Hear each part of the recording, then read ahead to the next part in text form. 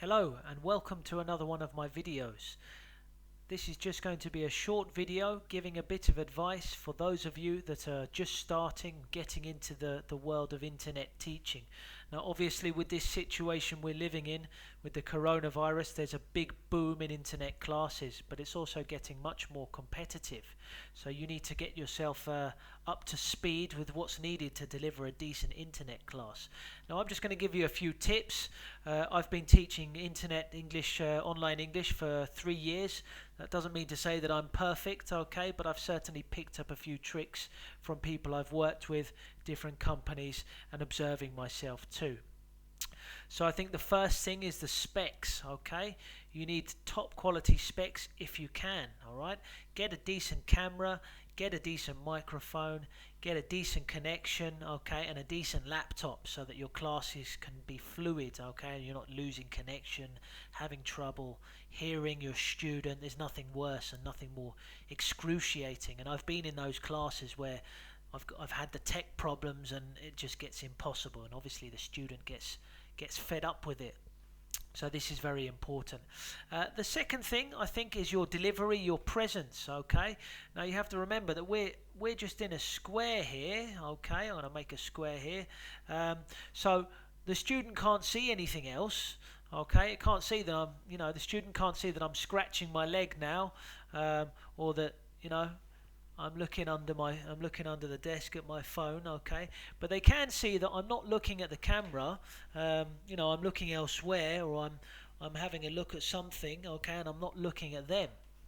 So, although it feels counterintuitive, it's important to make eye contact with the camera, okay? Because if you look at the camera, okay, the student feels that you're looking at them, okay? Again, with the space, okay, use the space you've got. Okay, now I teach mostly adults, so I don't need to do so much hand signals, but they're there when they're necessary. If I want to talk about the past, I'll do this. Okay, the future, this, for example, or repeat. Okay, or I can't hear you. Okay, or can you speak up? Yeah, and if you're teaching children, even more so. Okay, you need to make use of that small square. What am I doing? I'm playing. I'm playing the guitar, or I'm playing tennis. Yeah. um, so utilize the space. Now you'll see behind me that I have a very comfortable chair, which is important. If you're going to be sat on a chair all day doing classes, you want to be comfortable. This cost me, I don't know, 150 euros from Amazon, which sounds like a lot of money, but the fees that I've saved on physio appointments, it's definitely been worth it. And I've got a screen behind me too, something neutral. If you can get hold of one of these, they're not too expensive. It creates a professional atmosphere. In terms of your dress, okay, it could be said that there are sharper dressers than me. I've got a bit of a beard and stuff, which I could tidy up. I think if you're teaching especially adults, but in any context you want to appear professional. I mean, I wear my shirt and I shave underneath my beard, and I coif my hair, so I'm making some bit of an effort, okay. And I think you need to present an image of professionalism, okay. Now, this brings me finally to your presence, okay. Now everything you do to your face can be seen. If I'm listening to someone, I start playing with my beard, which I like to do and I need to stop doing, okay, the student notices this, just as the student notices that I'm scratching my face or whatever, okay. So when you're making an important point, okay, don't start fidgeting. And anyway, we shouldn't be touching our face with this situation, okay, with the coronavirus. So we'll keep that good habit and take it into our classroom. Yeah. So just be aware of any movement, kind of above your chest is being seen by the student, okay, and it's the only thing they can see, so it's much more significant. Yeah. So those are a few basic tips for your presence, and the things you can do to make sure your internet classes go smoothly. Okay. Now, in terms of sorry, I'm scratching myself. I'm giving a bad example here. In terms of the teaching, okay.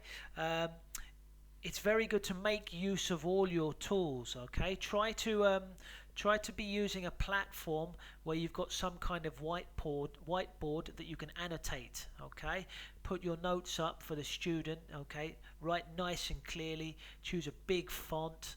Okay, vary your colors, use diagrams, use links, share your screen, show YouTube footage. Try to keep it as dynamic and varied as possible to keep the student interested. Okay. Now often you get situations where you may not see the student and it feels a bit impersonal. Your job really is to react to that and try to make the experience as energetic and relevant as possible. Okay, put that behind you, put that aside. Okay, the fact that you can't see them and it feels a bit impersonal, and just be animated, charismatic. Okay, and try to get what you can out of the student. Okay. Okay, that's it for today. A few rudimentary tips. There's much more to it than that. And any suggestions or contributions are more than welcome. So please feel free to comment constructively or completely ignore this video if you know better. Okay. Many thanks. Be safe, and I hope to talk to you soon.